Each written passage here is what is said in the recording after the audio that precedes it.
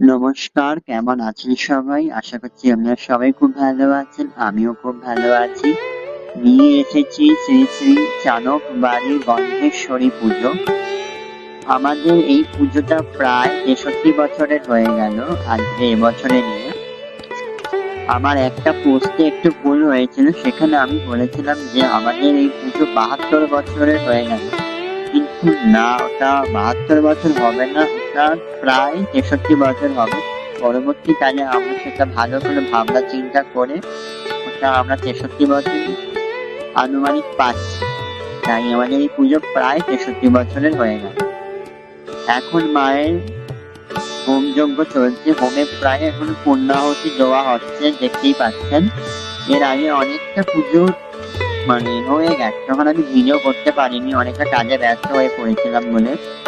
এখানে আমার বাবা মায়ের হোম করছে, ঠাকুর মশাই বলে বলে দিচ্ছে। আর আমি শুধু একা ভিডিও করিনি, আমার বন্ধু, আমার দাদাও ভিডিও করতে সাহায্য করেছে। এরপরে মায়ের আরতি হবে, আরতির পর ঠাকুর মশাই পুজো সমাপ্ত করবে। প্রায় অর্ধেকের বেশি পুজো হয়ে গেছে এখানে। তারপর এখন আমরা দেখতে পাচ্ছি যে মায়ের এখন আরতি চলছে। এরপর কর্পূর আরতি দিয়ে ঠাকুর মশাই আরতি করবে। এই আরতি হওয়ার সময় এতটা সুন্দর মাকে লাগছিল, বলবার মতন নয়। আর আমার আনন্দময়ী ঘর আলো করে বসে আছে, মা রুদ্রাণী ঘর আলো করে বসে, এইদিকে আমার মা মহেশ্বরী বসে আছে, দেখা যাচ্ছে না। খুব শীঘ্রই মা মহেশ্বরীও আসতে চলেছে। মা এমনিতেই আছে, মায়ের বিগ্রহ আসতে চলেছে আর কি। ঠাকুর মশাই এখন আরতি করছে, এরপর কর্পূর আরতি করবে। এই পুজোটা শুরু হয়েছিল আমার দাদুর হাত ধরে। আমি এই পুজোর ৩ নম্বর প্রজন্ম হবে। হ্যাঁ, ৩ নম্বর প্রজন্ম হচ্ছে আমি। আমার দাদুর মুদিখানার দোকান আছে, সেই দোকানের অধিষ্ঠাত্রী দেবী শ্রী শ্রী মা গন্ধেশ্বরী। এই ছবিটারও প্রায় অনেক পুরানো হয়ে গেছে।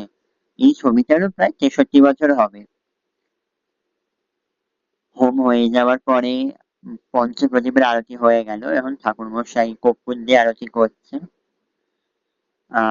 প্রায় পুজো হয়ে যাবার পরের এইটা ক্লিপটা, পুজো হয়ে যাবার পরে মাকে এত সুন্দর দেখতে লাগছে, বলবার মতন নয়। এমনিতেই মা ভগবতী সুন্দর, কিছু কিছু জিনিস সত্যি বলা যাবে না, এত সুন্দর লাগে তেনাকে।